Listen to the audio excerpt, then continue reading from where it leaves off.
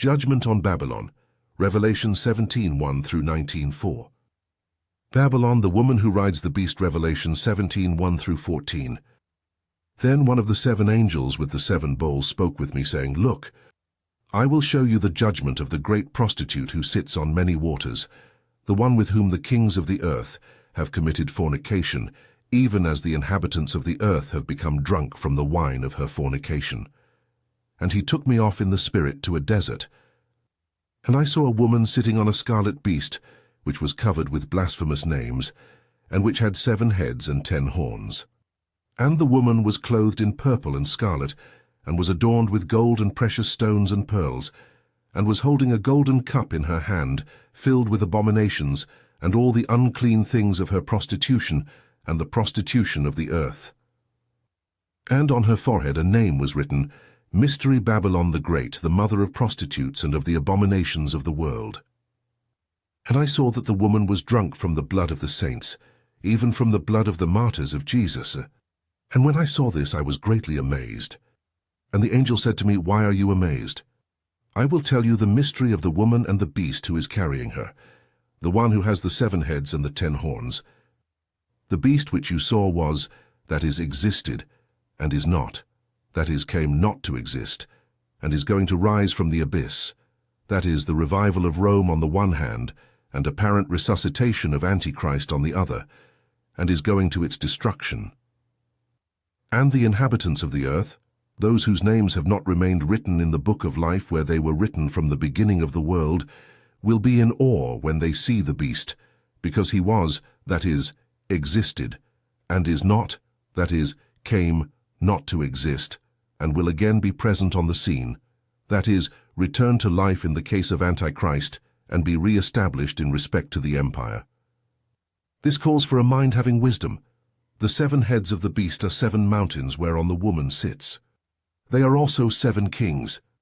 The first 5 of these kings have fallen. The next, that is the 6th one, is now alive. The last, that is Antichrist, has not yet come, and when he comes he must remain for a short time, that is the tribulation. And as to the beast which was and is not, this is the 8th king, and he is also one of the 7, and he is going to his destruction. And the 10 horns which you saw are 10 kings who have not yet received a kingdom, but they will receive authority as kings for 1 hour, that is time period specifically, the tribulation, along with the beast. These will have one purpose, and are going to give their power and their authority to the beast. These will make war with the Lamb, and the Lamb will conquer them, because he is Lord of lords and King of kings, and those who are with him are called and elect, and have remained faithful. Revelation 17:1 through 14. Most of chapter 17 has already been exegeted and discussed in part 3b of this series, in our treatment of Antichrist, and the reader is invited to revisit that study. Nevertheless, some attention to these verses is necessary here in order to examine the primary focus of chapter 17, the judgment on Babylon. In verse 2, the angel who is speaking with John is quite clear about the fact that the purpose of the vision here described is to show you the judgment of the great prostitute, that is Babylon, who sits on many waters. For this chapter is primarily concerned with Babylon's judgment, while the inclusion of the beast is necessary, since Babylon's downfall cannot be explained apart from her involvement with Antichrist. The woman Babylon who rides the beast, verses 1 through 6. Like the 4 horsemen of chapter 6 and the woman and the dragon of chapter 12, this vision which John is given to see of Babylon and the beast is an allegory, that is, a symbolic representation of events which provides concentrated and memorable content related to the future.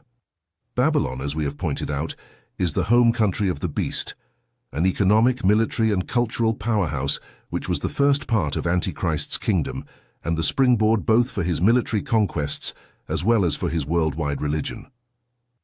As verse 15 later tells us, the waters upon which the woman sits are peoples and multitudes and nations and languages, and this clearly speaks to the potency of Babylon's worldwide power and influence. But John does not see her sitting on many waters. This bit of information comes in verse 1 before the angel shows him the vision in verse 2. What John sees in this vision is a gaudy prostitute sitting on a scarlet beast with 7 heads.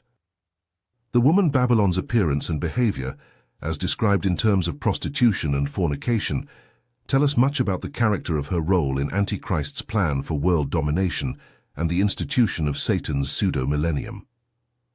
In the metaphor here, prostitution and fornication refer in general terms to illegitimate, sinful and evil as opposed to godly behavior and relationships. Specifically, the metaphor is comparing to prostitution Babylon's embracing of and trafficking for the devil's pseudo-messiah, Antichrist the beast, and the devil's pseudo-divine kingdom, of which she styles herself the capital. Just as prostitutes use superficial yet attractive wiles to entice their customers, so Babylon will be instrumental in selling Antichrist's ideology and false religion. Her methods are cultural, economic, technological, and military ones, yielding political, social, and religious results for the beast's conquest and domination of the world. Rather than serving the one who should be her true husband, our Lord Jesus Christ, to whom the entire world owes its true allegiance, Babylon has developed her unfaithfulness to a high art and has sold herself to the devil's anointed in the prosecution of his horrible goals.